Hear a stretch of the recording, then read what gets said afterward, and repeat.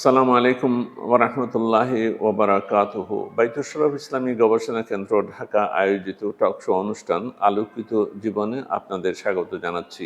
পবিত্র রমজান মাস উপলক্ষে আমরা আমাদের এই অনুষ্ঠানে বিশিষ্ট মেহমানদেরকে দাওয়াত দিয়ে থাকি। আজকে একজন মেহমান কুষ্টিয়া ইসলামিক বিশ্ববিদ্যালয়ের প্রফেসর ডক্টর আবম সাইফুল ইসলাম সিদ্দিকী, তাকে আমরা দাওয়াত জানিয়েছি। আমাদের স্টুডিওতে তাকে স্বাগত জানাচ্ছি। প্রফেসর আবম সাইফুল ইসলাম সিদ্দিকী, আপনার কাছ থেকে আমরা জানতে চাইব কোরআন মজিদে প্রাণী বিজ্ঞান সম্পর্কে কি অনুষঙ্গগুলো আছে, সেটা আমাদের দর্শক শ্রোতাদের উদ্দেশ্যে একটু বলবেন। ধন্যবাদ গবেষণা ডাইরেক্টর মহোদয় এবং আজকের সঞ্চালক। আলহামদুলিল্লাহ, আল্লাহ শুক্রিয়া।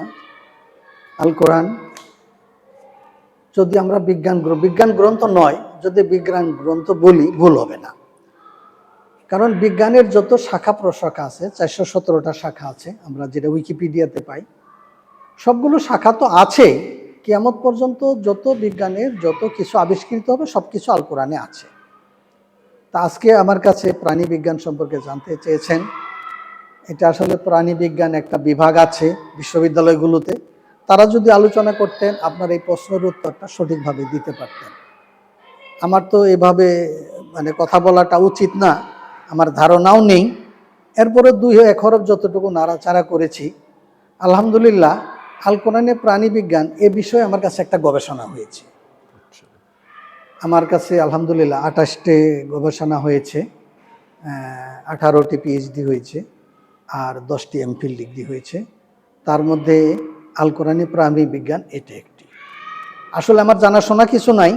ওই গবেষকরা যখন বিষয় নিয়ে আসে, তাদেরকে বলি তোমরা এই বিষয়টা করো, তখন ওই বিষয় সম্পর্কে একটু নাড়াচাড়া করতে করতে তাকে একটু কিছু দিক নির্দেশনা দেওয়ার সময় আমি 2-1 হরফ নিজের মধ্যে আয়ত্ত করতে পারি। এটি আপনাদেরকে পাঠক সমাজের কাছে তুলে ধরছি, এত কিছু না। আল কোরআনে সূরা আম্বিয়াতে আছে ওয়াজা আল্লাহ মিনাল মা এ কুল্লা শাইইন হাই, প্রাণবন্ত যা কিছু আছে পৃথিবীতে সবকিছু আমি পানি থেকে সৃষ্টি করেছি। তো আল কোরআনে 31টি প্রাণীর কথা উল্লেখ আছে। তো এই থিসিসে 31টি প্রাণীর কথাই উল্লেখ আছে, এদের পরিচিতি আছে, বৈজ্ঞানিক নাম কি সেটা আছে, এটা কোন অঞ্চলে কোন কোন প্রাণী পাওয়া যায় সেটা আছে, এর কয়টা জাতি আছে, যেমন গাভীর কয়টা জাতি।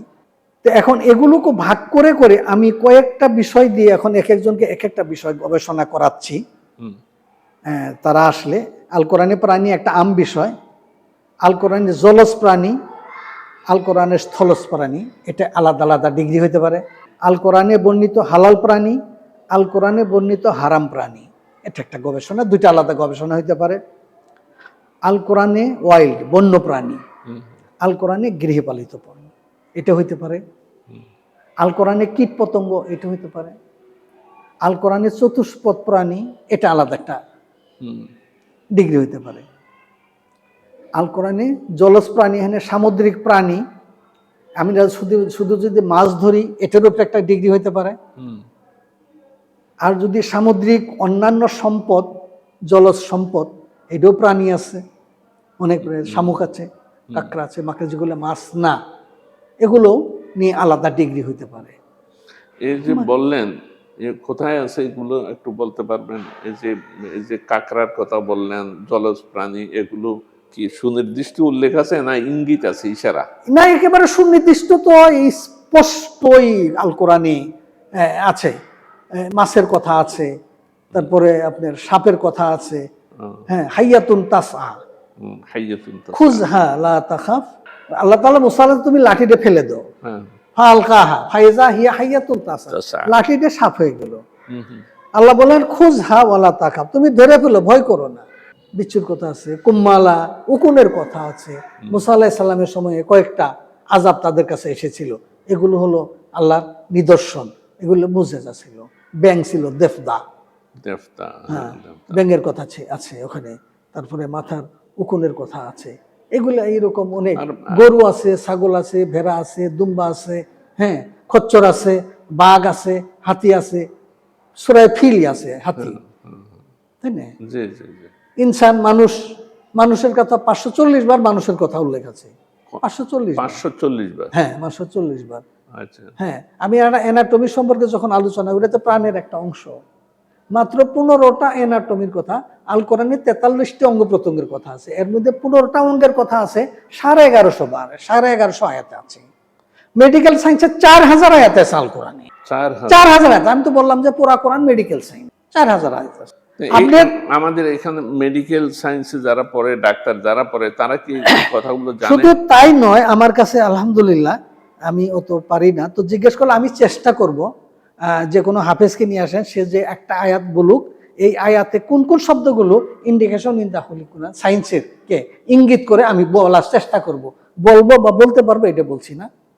আল কোরআনের প্রতিটা শব্দই আপনার বিজ্ঞানের শব্দ, এমনকি আল্লাহর যে 99টা নাম সবগুলো। আল কোরআনের যে আপনার 55টা নাম আছে, আল্লামা সুয়ুতি বলেছেন প্রত্যেকটা নামই কি বিজ্ঞানের। সূরা ফাতিহার যে 25টা নাম আছে, 25টা নামই বিজ্ঞানের সাথে সম্পর্কিত, যা আছে সব বিজ্ঞান। আপনি এগুলো যখন বাছাই করবেন দেখবেন কোরআনের মধ্যে ধর্মের কোনো কথাই নাই, খালি বিজ্ঞানে ভরা। এ ব্যাপারে অন্য দিন ইনশাআল্লাহ অন্য সময়। বিজ্ঞানটাই ধর্ম আর কি। হ্যাঁ, বিজ্ঞানটাই ধর্ম। আমাদের বিজ্ঞানটাই, আমরা বিজ্ঞানকে আসলে আলাদা করেছি, ধর্ম থেকে আলাদা করেছি, আসলে তা না। আমরা যে অর্থে আলেমকে আলেম বলি, আমরা আসলে যদি বলি সত্য কথা, আমি মিথ্যাবাদী। আলেম হলো আল্লাহর যে যা কিছু আছে এই দুনিয়াতে, এই সব কিছু সম্পর্কে তার জ্ঞান থাকবে, তিনি হলেন আলেম। আর এলেম শব্দ হলো বিজ্ঞান, আর বিজ্ঞান যে জানে তিনি হলেন আলেম। আমরা শুধু ওই দুই একটা আলেম বা তাসা পরে আলেম, এটা আসলে প্রকৃত আলেম নই। আমরা আমাদের গতানুগতিক যেভাবে নামকরণ করা হচ্ছে সেটাই আসলে নামকে বাস্তে আমরা আলেম। হ্যাঁ, আপনি যে প্রসঙ্গটা বলেছেন, কোরআন মজিদের মধ্যে আছে ইন্না ফি খালকিস সামাওয়াতি ওয়াল আরদি ওয়াখতিলাফিল লাইলি ওয়ান নাহারি লাআয়াতিল লিউলিল আলবাব الذين يذكرون الله قياما وقعودا وعلى جنوبهم ويتفكرون في خلق السماوات والارض ربنا ما خلقت هذا باطلا سبحانك فقنا عذاب النار। এই যে আল্লাহর সৃষ্টি জগৎ নিয়ে সনুরিহিম আয়াতিনা ফিল আফাকি ওয়া ফি আনফুসিহিম, কোরআন মাজিদের মধ্যে আছে সৌর জগতে, আসমানে, আকাশে, বাতাসে, তারপরে জিবাল মধ্যে, পাহাড়ের মধ্যে, তারপরে কৃষি, গবাদি পশুর মধ্যে, এগুলোর মধ্যে সব কিছুই কোরআন শরীফের সাবজেক্টের অন্তর্ভুক্ত। আমরা এগুলো নিয়ে কোনো চর্চা করি না, অথচ এগুলো নিয়ে যারা চর্চা করে এবং এই চর্চার মাধ্যমে যখন আল্লাহর পরিচয় সেখানে পায় এবং কথা বলে যে রব্বানা মা খালাকতা হাযা বাতিলা, তখনই সে যখন ওই পর্যায়ে পৌঁছে তখন তার নাম হয় আলেম। কিন্তু আমরা আলেম নাম ধারণ করি, কিন্তু আমরা গবেষণার মধ্যে নাই। আমরা আশা করব আরেকদিন একটু সামান্য আমি আল কোরআনে গবেষণা এটা নিয়ে একদিন কথা বলবো, যে কোন শব্দগুলো গবেষণা। আমরা তো গবেষণা করি, সবাই পিএইচডি ডিগ্রি করছি, আমিও করাচ্ছি, আমার কাছে অনেক ডিগ্রি হয়েছে। আসলে কোন শব্দগুলো গবেষণা, কি কি মেথোডোলজি আছে, গবেষক কাকে বলে, তত্ত্বাবধায়ক কাকে বলে, আমি এটার উপরে গবেষণা করেছি, কোরআনিক মেথড ইন রিসার্চ। এটার উপরে আমার গবেষণা। আমাদের শ্রোতাদের মধ্যে যারা ছাত্র আছেন, ইউনিভার্সিটির ছাত্র আছেন, মাদ্রাসা ছাত্র আছেন, যারা গবেষণা নিয়ে চিন্তা ভাবনা করছেন, আজকে ডক্টর আবু মোহাম্মদ সাইফুল ইসলাম সিদ্দিকী সাহেবের আলোচনা থেকে আমি মনে করব, আশা করব যে আপনারা অনুপ্রাণিত হবেন, কোরআন মজিদ নিয়ে গবেষণা করবেন এবং তিনি যে যে সাবজেক্টের কথা ইঙ্গিত করেছেন, উল্লেখ করেছেন, এবং আরও অনেক বিষয় আছে যেগুলো উল্লেখ করেন নাই, সেগুলো উদ্ঘাটন করার জন্য আজকে যে সায়েন্স টেকনোলজিতে অন্যান্য জাতিগুলো এগিয়ে যাচ্ছে, আলহামদুলিল্লাহ মুসলমানরাও বেশ এগিয়ে যাচ্ছে। ইরানে মনে করেন, তারপরে তুরস্কে, তারা তো সায়েন্স টেকনোলজিতে বেশ এগিয়ে গেছে। এই ধরনের আমাদের এই বাংলা ভাষায় যারা আছে তারা প্রত্যেকে ওই দিকে মনোযোগী হবেন। শুধু কোরআন হেফজ করে, কোরআন শুধু অনুবাদটা পড়ে ক্ষান্ত না হয়ে, বরং সেখানে গবেষণা করে উম্মার জন্য, জাতির জন্য, দেশের জন্য, আল্লাহর সৃষ্টির জন্য কি করতে পারে সেই চেতনায় উদ্বুদ্ধ হবে, অনুপ্রাণিত হবে। আজকের আলোচনা তাহলে ফলপ্রসূ হবে। আমরা ডক্টর আবু মোহাম্মদ সাইফুল ইসলাম সিদ্দিকীকে এই মূল্যবান সময় দেওয়ার জন্য ধন্যবাদ জানাচ্ছি। আজকে এখানেই বিদায় নিচ্ছি। আপনারা কমেন্ট বক্সে লিখবেন, কোনো পরামর্শ থাকলে বলবেন, প্রশ্ন থাকলেও করবেন, আমরা পরবর্তী অনুষ্ঠানে আলোচনা করবো ইনশাল্লাহ। আজকে এখানেই শেষ করি। ওয়া আখিরু দাওয়ানা আলহামদুলিল্লাহি রাব্বিল আলামিন। আসসালামু আলাইকুম ওয়া রাহমাতুল্লাহি ওয়া বারাকাতুহু। আপনাকেও ধন্যবাদ, দর্শকদের শ্রোতাদেরকেও ধন্যবাদ। আসসালামু আলাইকুম।